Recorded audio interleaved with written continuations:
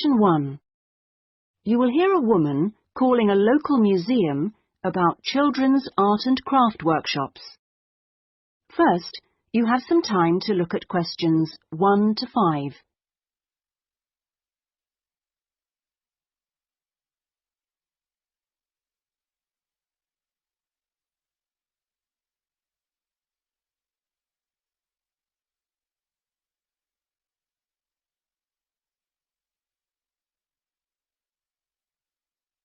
You will see that there is an example that has been done for you. On this occasion only, the conversation relating to this will be played first. Good morning, Sidmouth Museum. Can I help you? Oh, yes. Good morning. I'm interested in the children's workshops, and I'd like a little more information, please. Do you mean the art and craft workshops? Yes, a friend of a friend mentioned them. The children do painting and make models and so forth. Yes, of course. Where to begin? First of all, as you probably know, they run every Saturday. The workshops are organised every Saturday, so Saturday has been written in the space. Now we shall begin. You should answer the questions as you listen, because you will not hear the recording a second time. Listen carefully and answer questions 1 to 5. Good morning, Sidmouth Museum. Can I help you? Oh, yes. Good morning. I'm interested in the children's workshops, and I'd like a little more information, please. Do you mean the art and craft workshops? Yes, a friend of a friend mentioned them. The children do painting and make models and so forth. Yes, of course. Where to begin? First of all, as you probably know, they run every Saturday. Fine. And what about ages? Well, all ages from 5 upwards are welcome, though we do ask that children below 8 years of age are accompanied by an adult. Fine. That wouldn't be a problem. What about cost? Well, I think you'll find them very reasonable.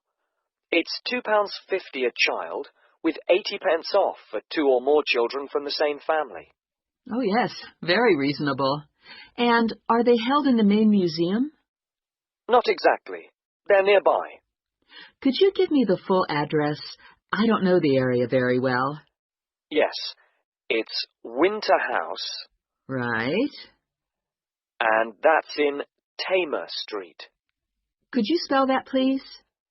Yes, Tamer Street. Lovely. And I do need to tell you that there's a security entrance, so you need to press the green button for someone to let you in. Don't press the red button, please. But don't worry, it's all clearly labelled. Okay. And one more question. Is parking available nearby? We're driving in from out of town. Your best bet is to leave your car at the back of the library. On a Saturday morning, there are plenty of spaces there. It's right next door to the museum. And can I ask about booking places? Yes, and I must tell you, you really should book by calling the education department here. Oh, I'm sorry. Should I have rung them instead of the main museum number? No, that's fine this time. Please don't worry. But for future reference, I'll give you the direct number. It's 200 765. Great. I've got that. Before you hear the rest of the conversation, you have some time to look at questions 6 to 10.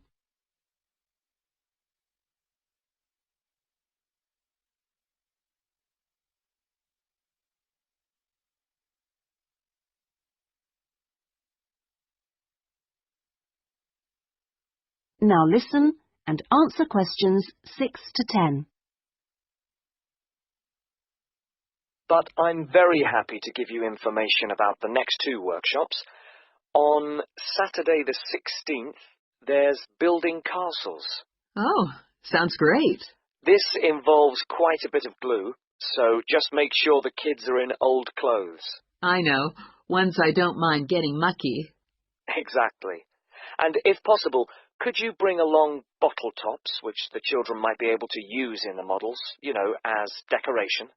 We'll certainly try to find some for you. Then the following week... That'll be the 23rd, won't it? Yes, that's right. On that day, it's what we call undersea worlds.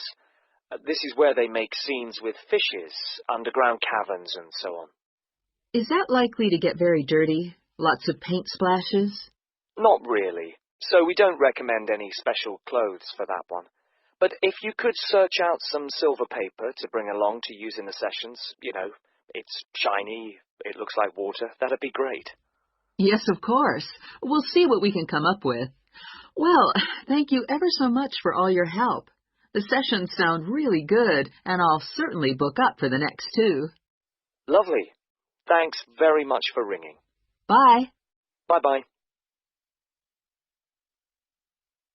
That is the end of section 1. You now have half a minute to check your answers.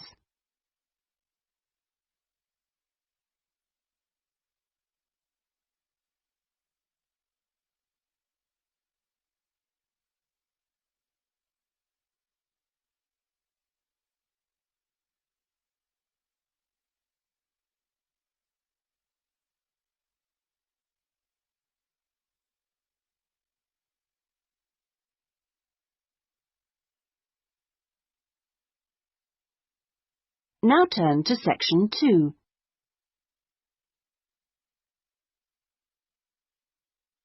Section 2. You will hear a customer services official giving information to a passenger at a railway station in a town called Treberch. First, you have some time to look at questions 11 to 17.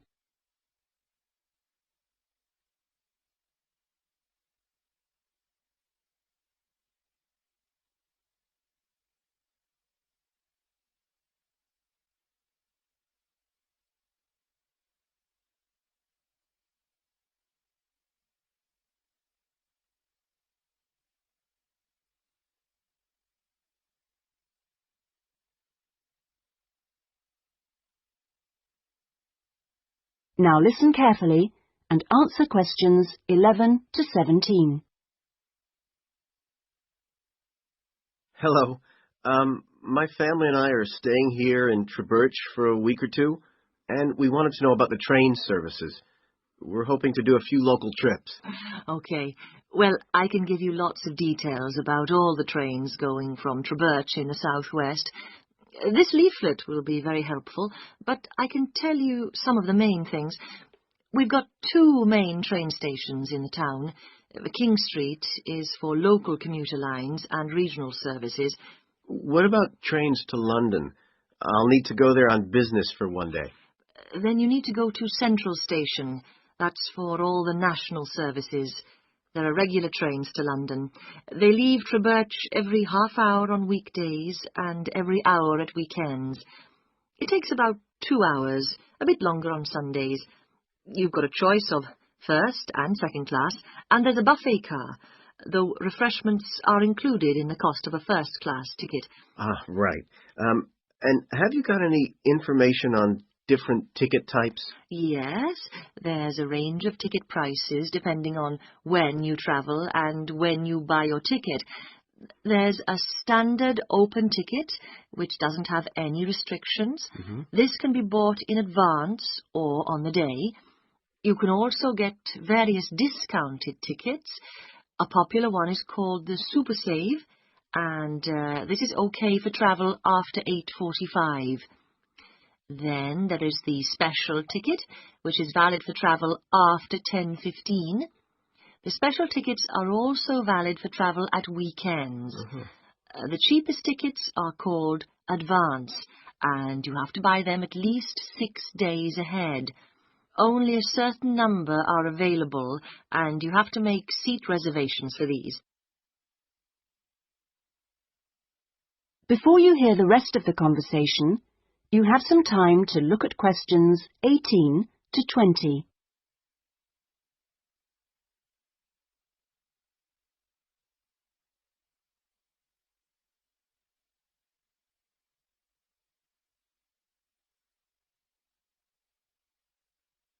Now listen and answer questions 18 to 20. Thanks. And are there lots of places to go to around here? Oh, yes. You can enjoy many days out. There's the Merthyr Mining Museum, which is only half an hour from Birch by train. Your children will find it just as fascinating as any theme park, and they can ride in the original miners' lifts and on the coal trains. There are special excursion tickets which include entrance fees. Mainline trains also offer direct services to Bristol, where you can visit the docks or spend a great day out with the children in the zoo, which is set in the parkland that used to surround the old castle. Special family away day fares are available for this service now during the school holidays. Alternatively, you can be in Birmingham in only an hour and a half, where there's lots to see and do, including the new and internationally acclaimed climbing wall built on the site of the old aquarium. We will also be running a special service to Newport when the new Science Museum opens next year, as we anticipate a lot of visitors in the opening weeks. I'd advise you to call early to book your tickets. Is that okay? Yes, thanks. That is the end of section 2. You now have half a minute to check your answers.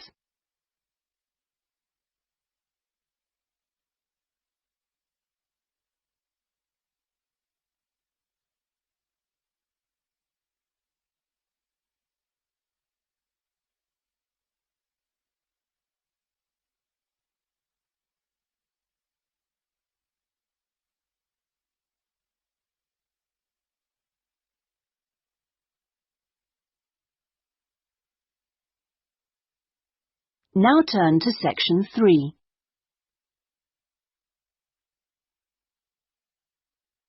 Section 3.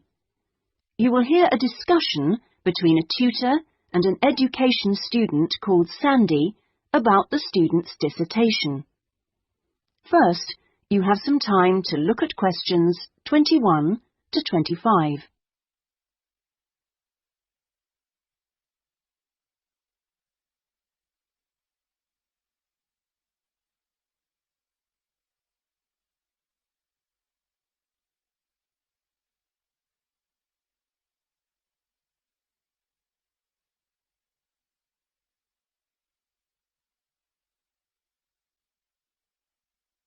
Now listen carefully and answer questions 21 to 25.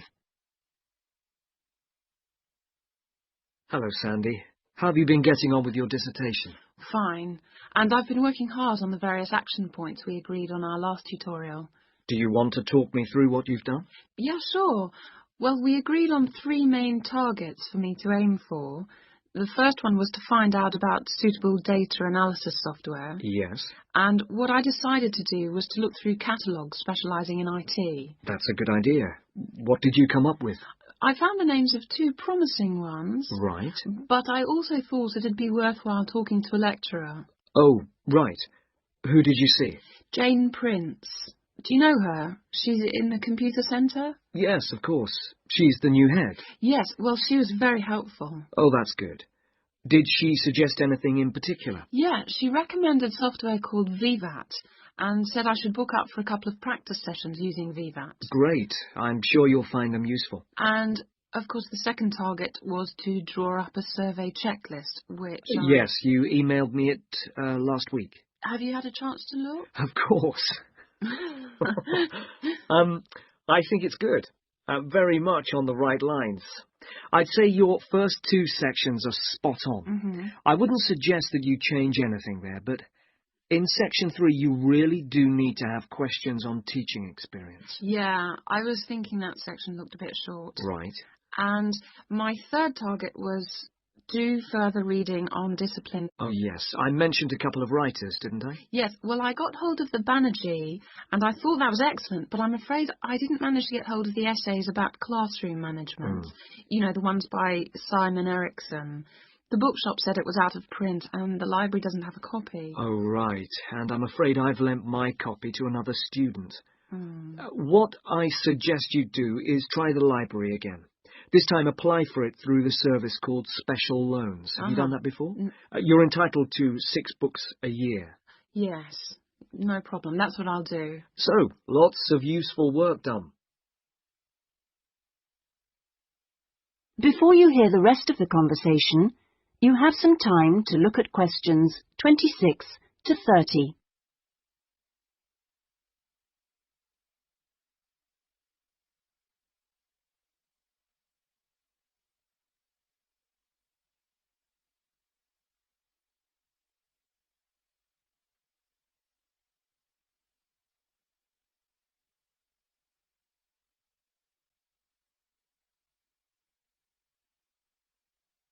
Now listen and answer questions 26 to 30.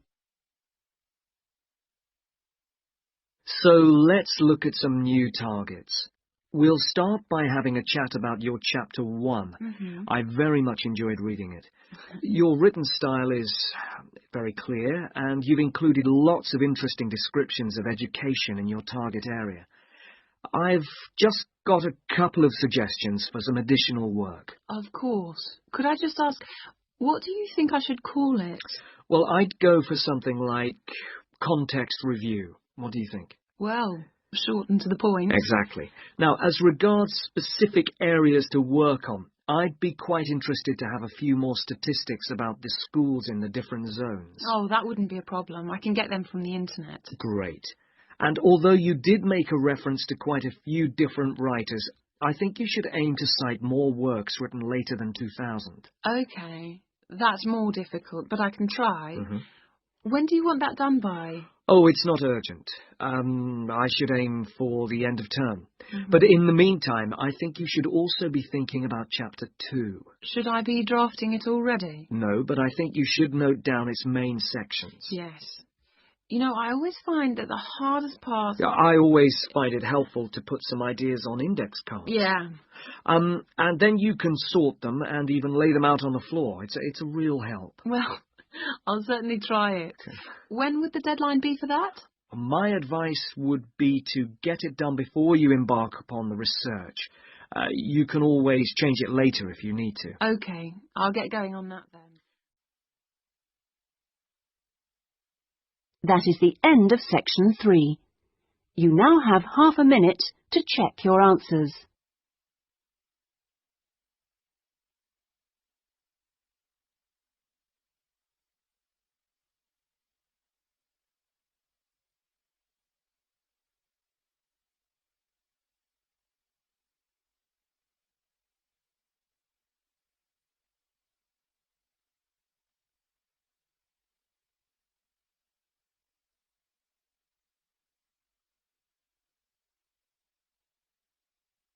Now turn to Section 4.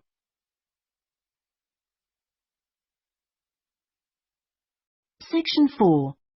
You will hear part of a lecture about the history of moving pictures. First, you have some time to look at questions 31 to 40.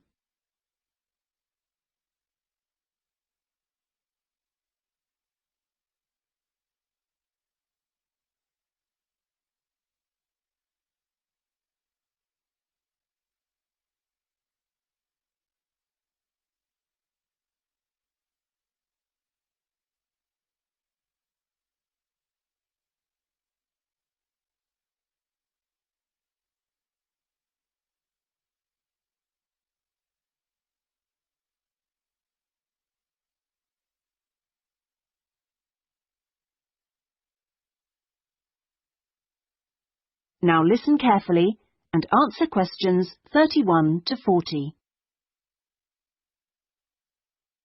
Many believe that the story first began in America in 1877, when 2 friends were arguing over whether a horse ever had all 4 feet, or hooves, off the ground when it galloped. To settle the bet, a photographer was asked to photograph a horse galloping, and the bet was settled because you could see that all the hooves were off the ground in some of the photos. What was even more interesting was that if the photos were shown in quick succession, the horse looked like it was running. In other words, moving pictures. The person who became interested in taking the moving pictures to its next step was the famous American inventor Thomas Edison. Actually, he didn't do the work himself, but rather asked a young Scotsman in his employ to design a system, which he did. Now, this young fellow was clever, because the first thing he did was study other systems, primitive as they were, of moving pictures, and then put all the existing technologies together to make the first entire motion picture system. He designed a camera, a projection device, and the film. The system was first shown in New York in 1894 and was really very popular. Apparently, people lined up around the block to see the wonderful new invention. There were, however, a couple of problems with the system. The camera weighed over 200 kilograms, and only one person at a time could see the film. Well now, news of the new system in America traveled fast, and a number of rival European systems started to appear once people had heard about it. The single problem with all the systems was they couldn't really project the film onto a screen, so more than one person could see it. Then, in 1895, 3 systems were all developed, more or less at the same time and independently of each other. I guess the most famous of these was by the Lumière brothers from France, and they called their system the cinematograph, which of course is where the word cinema comes from. There were also 2 brothers in Germany who developed a successful system, and they called it a bioscope. Well, now once the problem of projection had been solved, the next challenge for the inventors was to make the films longer and more interesting. A continuing problem at the time was that the films had a tendency to break when they were being played, a problem which was caused by the tension between the 2 wheels, or reels as they are called, which hold the film. Now, this problem was solved by 2 American brothers. They developed the Lantham loop, which was the simple addition of a 3rd reel between the 2 main reels. And this took all the tension away, with the result that the film stopped snapping.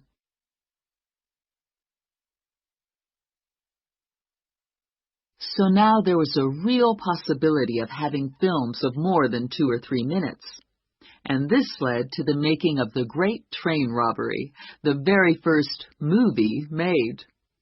It only lasted 11 minutes, but was an absolute sensation. And there were cases of people watching the movie and actually fainting when the character fired a gun at the camera. Almost overnight, movies became a craze. And by 1905, people in America were lining up to see movies in store theaters, as they were called then. I guess the next big step in terms of development of technology was to have people actually talking on the film. And the first step towards this was in 1926, when sound effects were first used on a film. It wasn't until the following year, however, that the first talkie, as they were called then, was made. This film featured actors speaking only during parts of the film, and was called The Jazz Singer. And it wasn't until 1928 that the first all-talking film was produced, and this was called The Lights of New York. Unfortunately, the sound on this early film was not very good, and I believe they put subtitles on the film. That is, they printed the dialogue along the bottom of the film to compensate for this poor sound quality. Now, with the addition of sound, moving pictures became far more difficult to make. That is the end of section 4. You now have half a minute to check your answers.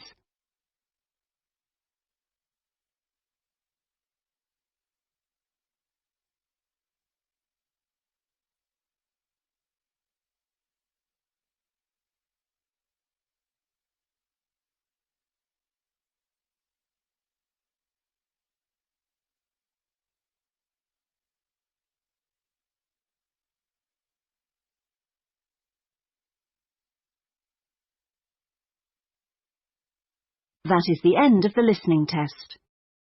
In the IELTS test, you would now have 10 minutes to transfer your answers to the listening answer sheet.